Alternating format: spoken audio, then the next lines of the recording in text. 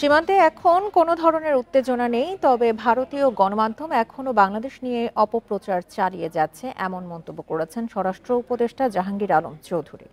Noodles খান নাই তো নুডলসই খান নাই।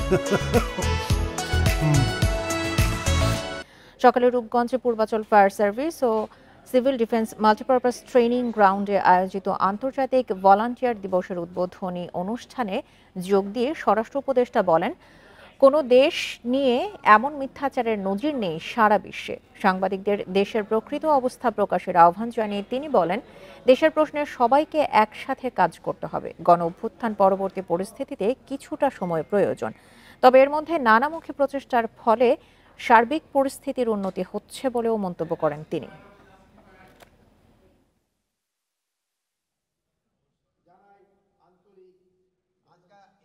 এইরকম একটা নগণ্য প্রচার, একটা মিথ্যা প্রচার, এটা অন্য দেশের প্রতি যে করতে পারে এটা শুধু ভারতীয় মিডিয়াই পারে। কোনো ধরনের আমরা হুমকির মুখে নেই। আমরা সব একসাথে হয়ে এটার এই যে ওদের যে মিডিয়ার প্রচারণা আমরা প্রতিবাদ করব।